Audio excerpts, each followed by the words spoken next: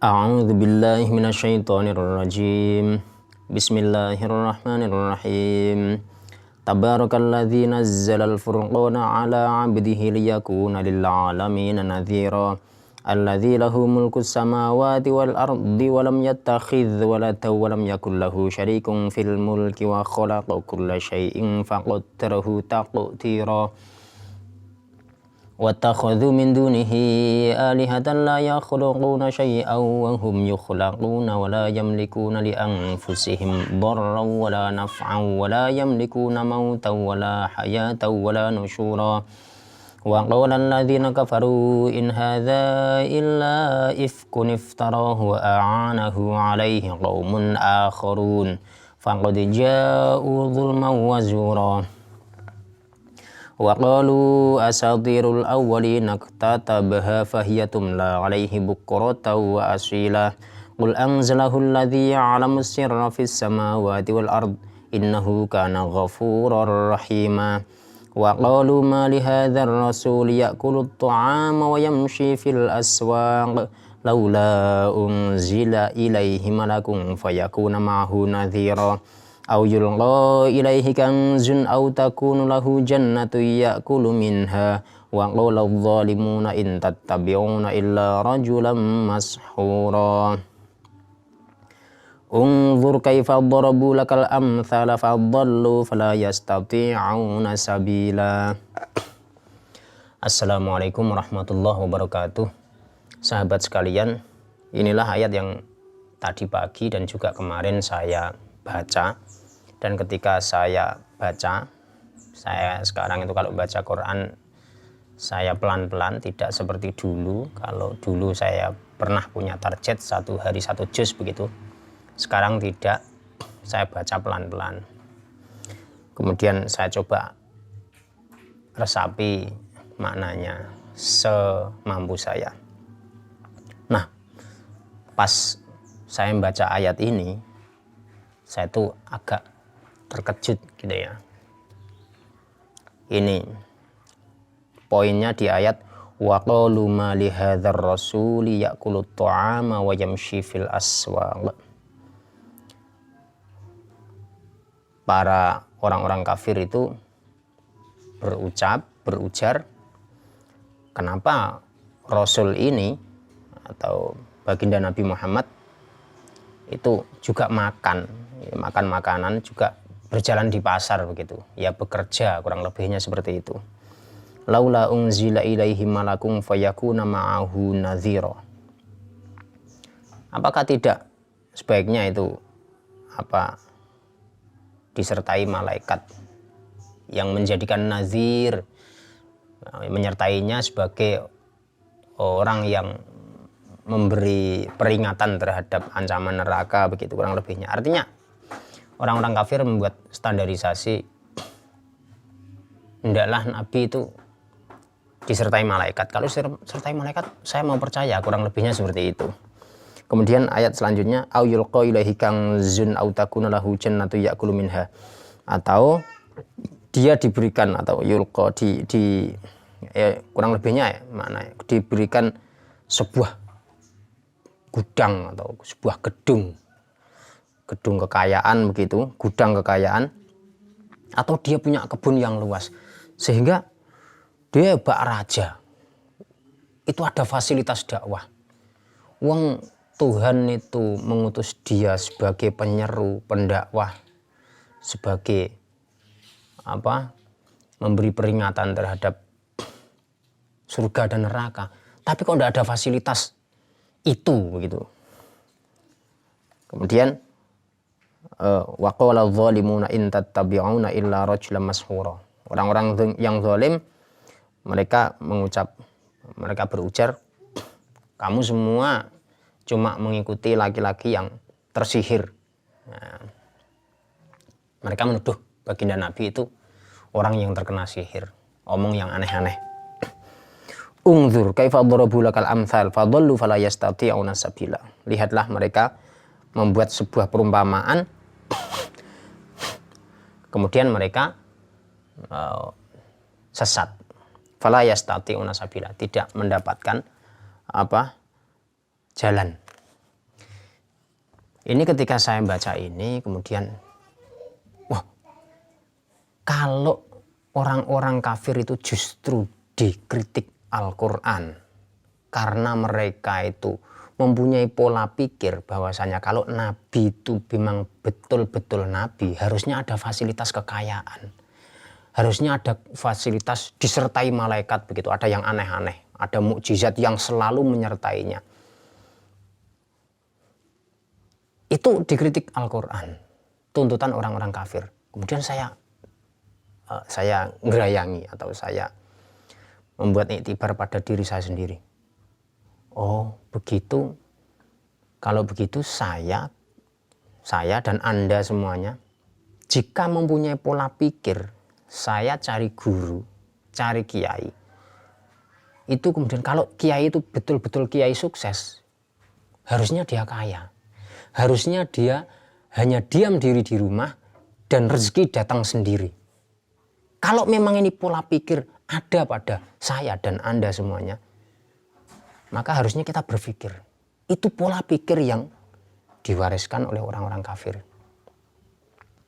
Maka harusnya tidak seperti itu. Kita kalau memandang atau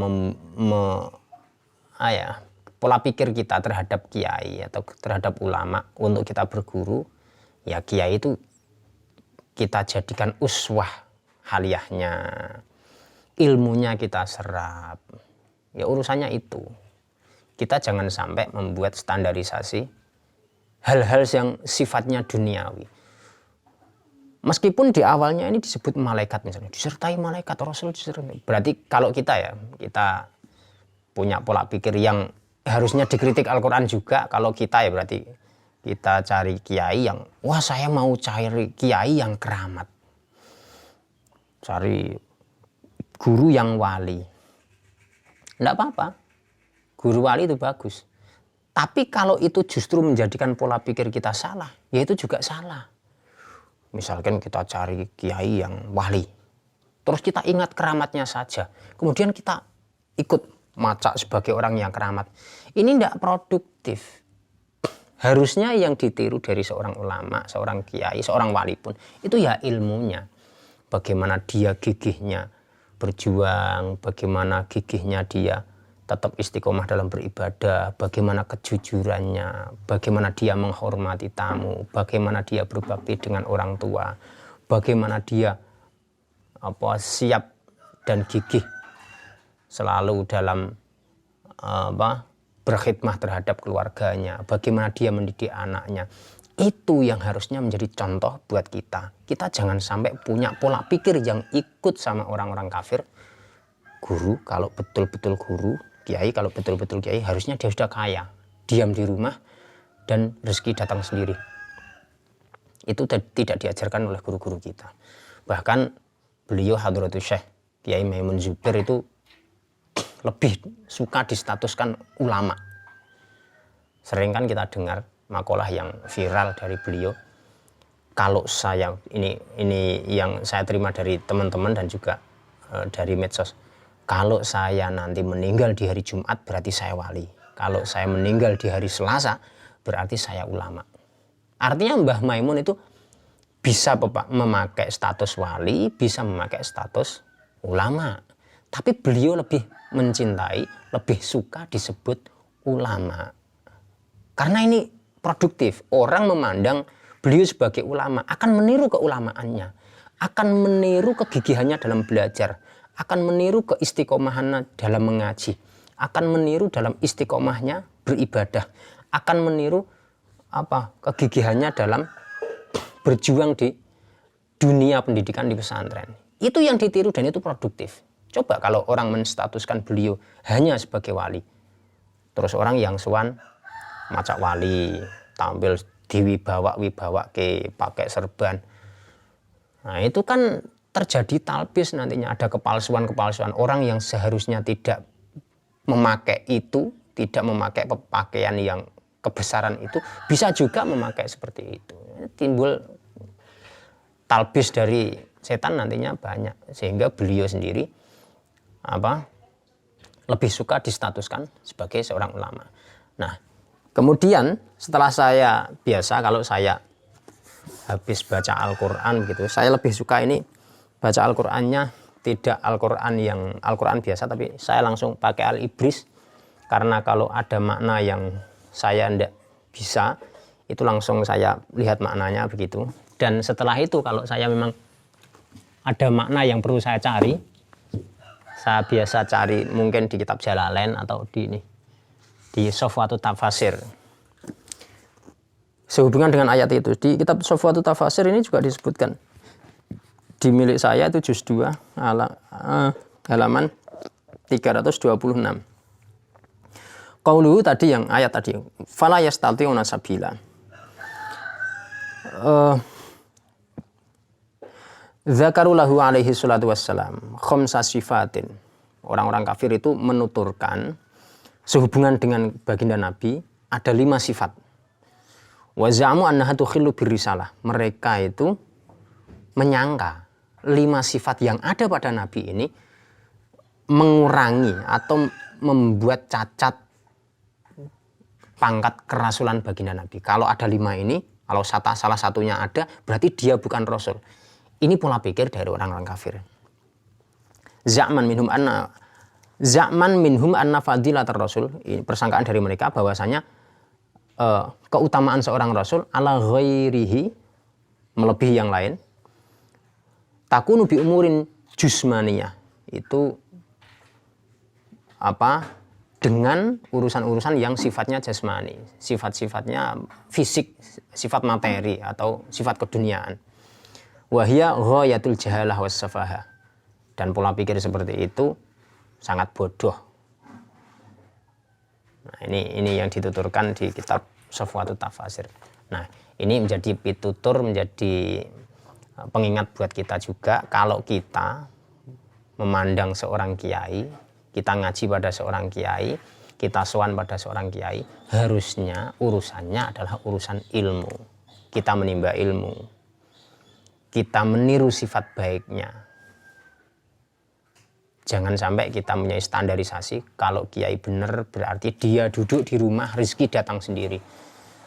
Pola pikir itu tidak diajarkan oleh guru-guru kita. Guru-guru kita mengajarkan al-yadul ulya khairun minal yadis sufla.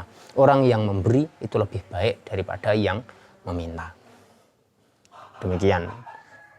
Jangan sampai kita punya pola pikir itu tadi, bahwasanya kiai yang benar-benar kiai sukses itu kalau rezekinya datang sendiri, dia duduk di rumah. Jangan sampai pola pikir ini nemplek pada kita. Nanti kita bisa tertipu.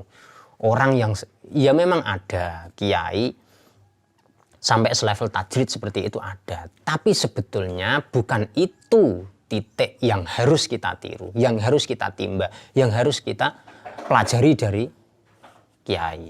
Bahkan dari seorang wali pun, misalkan ada sebuah keramat dari seorang wali, kita tidak diwajibkan meniru keramat itu. Yang diwajibkan untuk kita adalah istiqomah, ibadah, kejujuran, menghilangkan sifat sombong. Pokoknya sifat-sifat baik. Urusannya ilmu, membenarkan perilaku muasyarah kita, membenarkan ibadah kita, dan membersihkan hati kita. Itu saja, semoga bermanfaat. Wassalamualaikum warahmatullahi wabarakatuh.